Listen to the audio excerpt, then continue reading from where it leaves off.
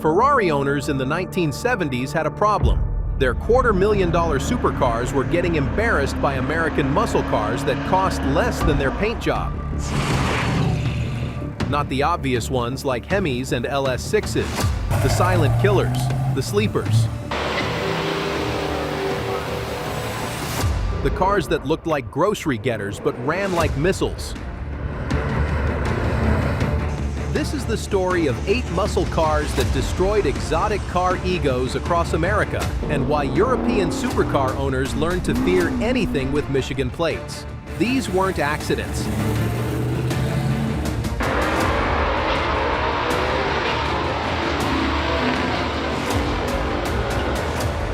These were precision-built giant killers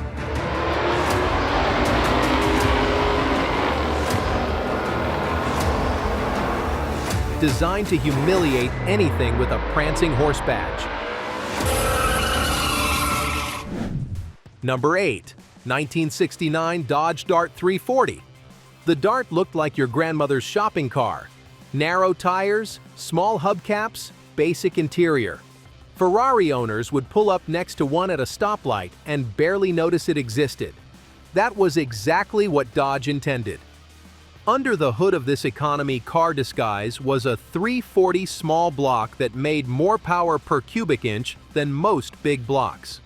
Chrysler's engineers had taken everything they learned from building Hemis and applied it to a high-revving small block designed for one purpose: destroy everything in a straight line while looking completely innocent.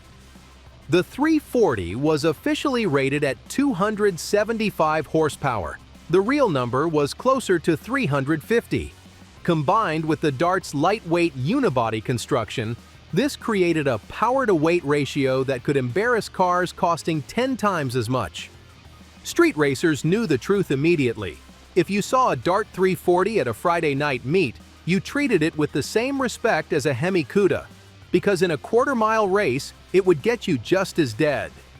The ultimate insult came at Watkins Glen in 1970. A bone-stock Dart 340, driven by an amateur racer, outqualified 3 Ferrari 365 GTBs in SCCA production racing. The Italians protested, claiming the Dodge had to be modified.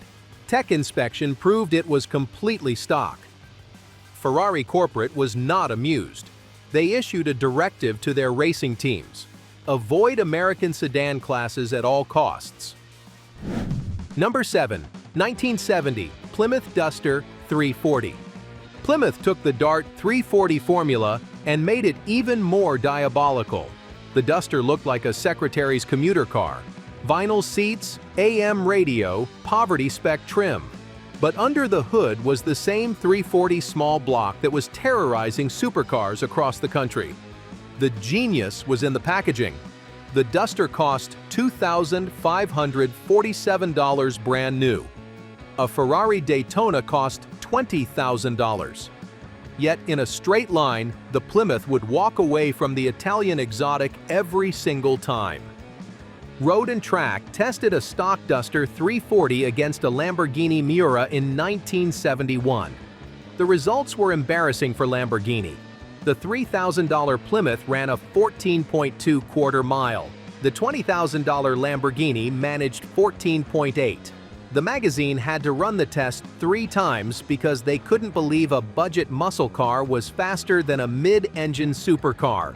The Miura's owner demanded a rematch on a road course, assuming superior handling would save face. The Duster surprised everyone again. Its Trans Am-derived suspension setup and sticky polyglass tires gave it grip that embarrassed the Italian car's bias ply rubber and dated suspension geometry. European car magazines started warning their readers about the American sedan menace. They weren't joking. Number 6. 1969 Chevrolet Nova SS 396. The Nova SS was Chevrolet's ultimate stealth weapon. It looked like a taxi. Plain steel wheels, dog dish hubcaps, minimal exterior trim. Nothing suggested it was packing a 396 big block capable of low 13 second quarter miles. Chevy dealers loved selling these cars to young customers who couldn't afford Corvettes but wanted supercar performance. For $3,200, you got a car that could outrun most European exotics in a straight line and embarrass them at the drag strip. The Nova's secret weapon was weight distribution. Unlike the Camaro, which was nose-heavy, the Nova's shorter wheelbase and four-door platform put more weight over the rear axle. This gave it traction advantages that translated into devastating launch performance.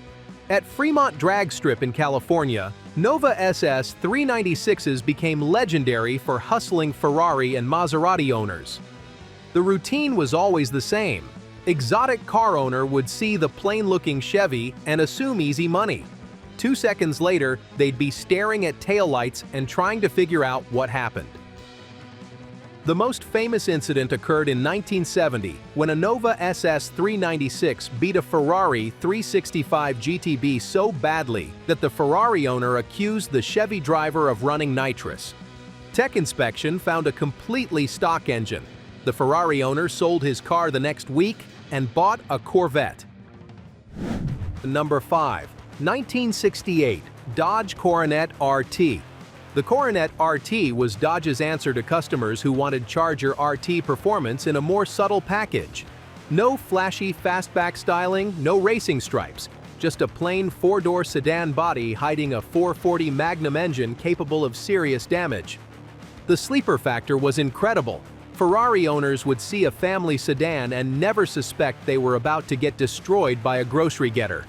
The 440 Magnum was making closer to 400 horsepower despite its 375 horsepower rating, and in the lighter Coronet body, this created devastating performance.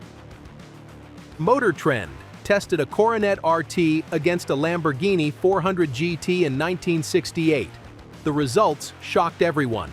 The Dodge ran 13.8 at 103 miles per hour. The Lamborghini managed 14.4 at 97 miles per hour. A four-door family sedan had just embarrassed a $15,000 Italian exotic. The story gets better.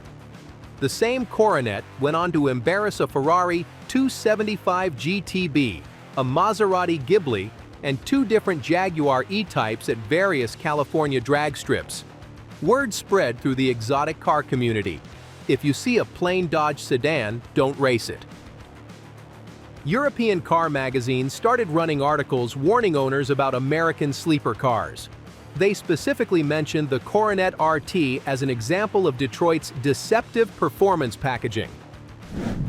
Number 4. 1970 Oldsmobile 442 W30. The 442 W30 was Oldsmobile's most diabolical creation. It looked like a luxury car your father would drive to the country club. Vinyl top, wire wheel covers, plush interior. Nothing suggested it was packing a 455 big block with enough power to destroy supercars. The W30 package was Oldsmobile's best-kept secret. Cold air induction, high-lift camshaft, aluminum intake manifold, and factory headers created a combination that made serious power. The official rating was 370 horsepower. Independent dyno tests proved it was making over 450. At Riverside Raceway in 1971, a stock 442 W30 lined up against a Ferrari 365 GTB Daytona in a grudge match organized by Car and Driver magazine. The stakes were high. If the American car won, it would prove Detroit could build supercars. If the Ferrari won, it would maintain European exotic superiority. The results weren't even close. The 442 W30 ran 13.1 at 108 miles per hour. The Ferrari Daytona managed 13.8 at 104 miles per hour. A luxury car from Michigan had just destroyed Italy's fastest production car. Ferrari corporate was furious. They demanded Car and Driver retest with a properly prepared Daytona. The magazine agreed, but only if Ferrari could also provide a properly prepared 442 W30. Ferrari declined. They knew they'd been beaten by superior engineering disguised as a gentleman's muscle car. Number 3. 1969 AMC AMX 390. American Motors was the underdog automaker that nobody took seriously. Their cars looked conservative. Their performance image was non-existent, which made the AMX 390 the ultimate sleeper weapon in the muscle car wars. The AMX looked like a businessman's sports car: clean styling, minimal badging, respectable appearance. Supercar owners saw it as a poor man's Corvette that posed no threat to serious performance cars. They were catastrophically wrong. The 390 V8 in the AMX was AMC's secret weapon. It made 315 horsepower officially, but independent testing proved it was closer to 375. Combined with the AMX's lightweight two-seat body and superior weight distribution, this created a combination that could embarrass cars costing 3 times as much. At Watkins Glen in 1970, an AMX 390 destroyed a field of European exotics in SCCA production racing. Ferrari 365's GTBs, Porsche 911s, Jaguar E-Types, none could stay with the little AMC in a straight line. The AMX won 3 races in a row before other manufacturers started protesting. The protests were upheld, but not because the AMX was illegal, because AMC couldn't prove they'd built enough cars to qualify for production racing. The Europeans had found a loophole to ban a car that was embarrassing their finest machinery. Number 2. 1968 Plymouth Roadrunner. The Roadrunner was Plymouth's masterstroke of deceptive packaging. It looked like the cheapest muscle car you could buy. Plain steel wheels, minimal chrome, cartoon bird decals. Ferrari owners would glance at one and see a budget car driven by someone who couldn't afford a real performance machine. That attitude lasted exactly until the light turned green. Under the Roadrunner's economy car exterior was a 383 big block tuned for maximum torque production. It wasn't the most powerful engine Plymouth made, but it was perfectly matched to the Roadrunner's lightweight body and aggressive gearing. The combination created devastating acceleration that caught exotic car owners completely off guard. The most famous Roadrunner victory occurred at Lyons Drag Strip in 1969. A bone-stock Roadrunner, driven by a high school kid, lined up against a Ferrari 275 GTB owned by a Hollywood producer. The Ferrari owner was so confident he offered 3-to-1 odds to anyone willing to bet on the Plymouth. The Roadrunner won by 4 car lengths. The Ferrari owner accused the kid of cheating and demanded tech inspection. They found a completely stock 383 engine with factory air cleaner and exhaust manifolds. The Hollywood producer paid up, but he sold the Ferrari and bought a Hemi Cuda the next month. Word spread through the exotic car community. Roadrunners were not to be underestimated. Despite their budget appearance, they were serious performance machines capable of destroying cars that cost 10 times as much. Number 1. 1970 Buick Grand Sport 455, Stage 1, the ultimate sleeper. The Grand Sport looked like a luxury car your banker would drive. Wire wheel covers, vinyl top, plush interior, conservative styling. Nothing suggested it was the fastest production car Buick ever built. The Stage 1 455 was Buick's best-kept secret. It made 360 horsepower officially, but dyno testing proved it was closer to 420.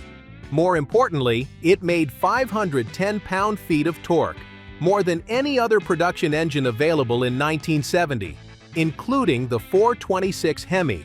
The combination of massive torque and deceptive packaging made the Grand Sport Stage 1 the ultimate exotic killer. Ferrari owners would see a Buick sedan and never suspect they were about to get annihilated by Detroit's torque monster. Car and driver proved it in their famous 1970 supercar shootout. They tested a Grand Sport Stage 1 against a Ferrari 365 GTB Daytona, a Lamborghini Miura, and a Maserati Ghibli. The results shocked the automotive world. The Buick ran 13.38 at 105.5 miles per hour. The Ferrari managed 13.8 at 104 miles per hour. The Lamborghini was even slower at 14.2. The Maserati couldn't break into the 13 seconds. A luxury car from Flint, Michigan had just destroyed 3 of Europe's finest supercars. The story made international headlines. European automotive magazines ran editorials questioning whether their manufacturers had become complacent while Detroit perfected the art of deceptive performance. The Grand Sport Stage 1 remains the ultimate sleeper muscle car. It looked like transportation but performed like a weapon. It cost $3,500 new but could embarrass cars that cost $25,000. These 8 silent killers proved that in America, performance didn't require exotic badges or 6-figure price tags. It just required the right combination of horsepower, torque, and deceptive packaging. European supercar owners learned to fear Michigan plates and modest appearances. Because in the muscle car era, the most dangerous predators were the ones that looked like prey.